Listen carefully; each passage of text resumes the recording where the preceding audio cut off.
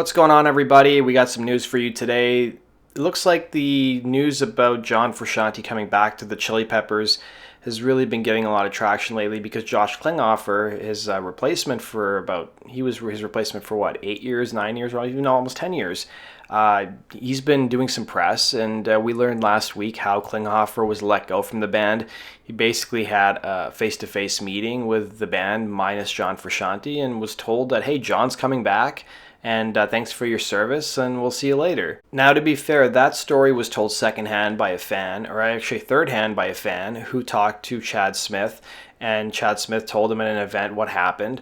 And now we have an interview with Josh Klinghoffer, who appeared on the Mark Maron WTF podcast, and he spoke about the split, and he basically let it be known that he had been in the band long enough that he probably dealt with the split a lot better than he would have if John Frusciante came back, say, 7 or 8 years ago. So, according to the guitarist, he told Mark Maron it was a pretty simple decision, stating it's absolutely John's place to be in that band. So that's why I'm happy for him. I'm happy that he's back with them. And he would go on to say it was a complete shock to him, but it wasn't surprising that Frusciante returned, because apparently more recently, Frusciante had been jamming with Flea in recent months, saying John and Flea have a musical language I'll never be able to contend with the history that they have and John had.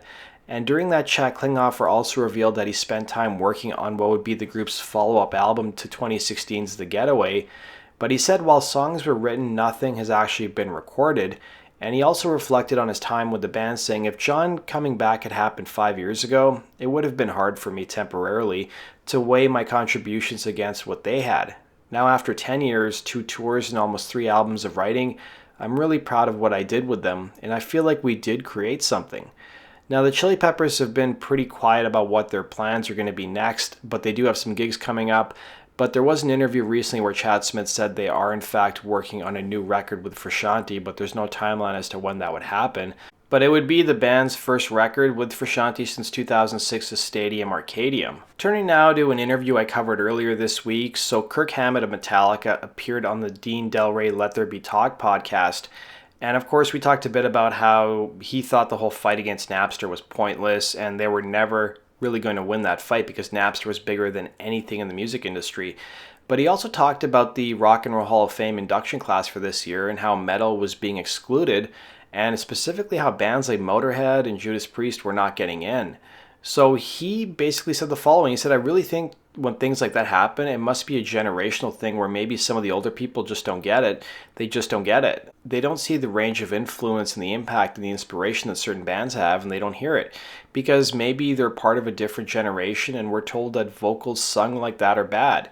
But they're not. They're great. They're just another type of vocal, the guitarist would add. He'd go on to say, those people believe that recordings like that have no merit, and I've got to admit, some of those Motorhead recordings are so beautifully raw. He'd go on to say, for those kind of people, Motorhead is a little bit of a bitter pill, and the comprehension of it is kind of like, it could be a little better comprehended. And I think that's the problem. It's merely a generational thing. As much as I don't like saying that, because I think if it is good music, it's going to transcend generations. But then, at certain times, people are just closed off from the get-go for whatever reason. It's just one of those things that happens. Hammett would go on to discuss the idea of Nine Inch Nails getting inducted when some of the band's influences like Kraftwerk, Devo, and Gary Newman, who came before the band and influenced them, are still not in the Rock Hall, with Hammett saying, if it wasn't for those bands, where would Nine Inch Nails be? It's so that way with so many other bands too. I mean, Thin Lizzy, Jesus Christ, they were such a huge influence with me and all my friends and all the bands that were coming up at the same time that we were, and they're still not in the Rock and Roll Hall of Fame. Again, maybe it's generational, I don't know.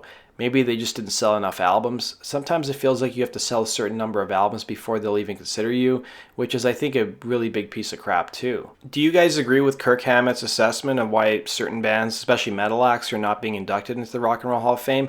I think it definitely is a generational thing. I don't think it really has to do with record sales. I mean, Iron Maiden has sold, over 100 million records, and they're never even mentioned when it comes to the Rock and Roll Hall nominees every year. And Judas Priest sold a boatload of records. And then there's some bands who were, synonymous with certain periods of music, like Alice in Chains and Soundgarden. Those guys, Alice in Chains specifically, never gets mentioned, but they've been eligible for the last couple of years. So I definitely think it's a generational thing. But let me know your guys' thoughts in the comment section below.